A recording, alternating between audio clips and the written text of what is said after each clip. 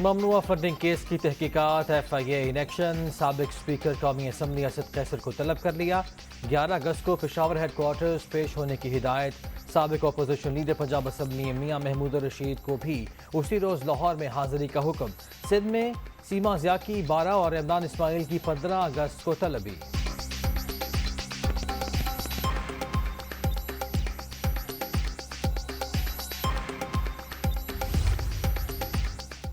PTI foreign funding case کی تحقیقات۔ FIA نے 4 اکاؤنٹس کی چھان بین کے لیے باضابطہ اجازت لے لی۔ ایک ہی بینک کے 3 کھاتے بھی شامل۔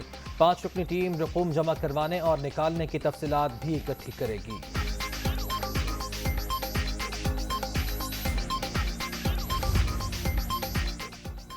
فارن فنڈنگ ٹیکنیکل نہیں، سیدھا سادہ معاملہ ہے۔ PTI خیرات کا پیسہ سیاست کے لیے استعمال کرتی رہی۔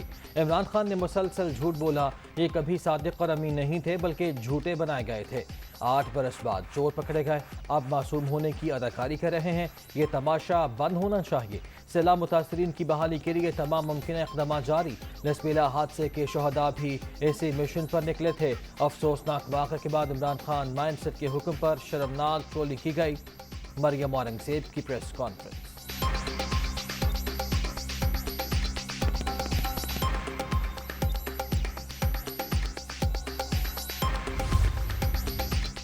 پاکستان کو قرضے کے حصول میں مشکلات کا سامنا۔ جن کو پہلے پیسے واپس نہیں کر سکے ان سے مزید مانگتے ہوئے شرم آتی ہے۔ مشکل فیصلوں سے ملک کو دیوالیہ ہونے سے بچا لیا۔ مہنگائی پوری دنیا کا مسئلہ۔ جس ملک سے تیل خریدتے ہیں اس سے بھی سستا فروخت کر رہے ہیں۔ مفتاح اسماعیل کا کراچی میں خطاب، سابق حکومت پر تنقید۔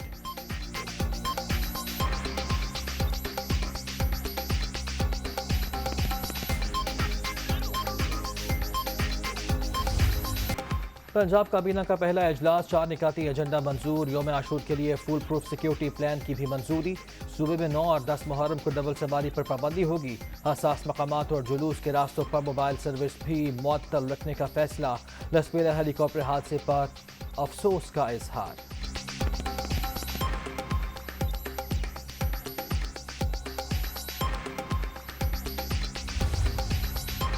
تحریک انصاف 13 اور 14 اگست کی درمیانی شب اسلام آباد میں پاور شو کرے گی۔ سیاسی کمیٹی کے اجلاس میں فیصلہ۔ ملک کی سیاسی صورتحال پر تبادلہ خیال۔ شرکاء کو قومی اسمبلی سے استعفوں کے حوالے سے قانونی حکمت عملی پر بریفنگ۔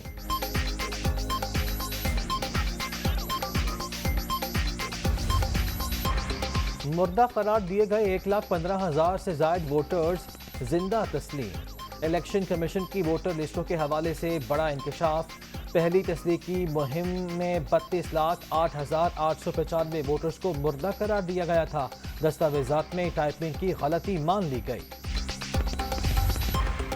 اور کامن ویلتھ گیمز میں ایک اور میڈل پاکستان کے نام۔ ریسلنگ 57 کلو گرام کیٹیگری میں علی اسد کی کیوی حریف سورج سنگھ کو شکست، کانسی کا تمغہ جیت لیا۔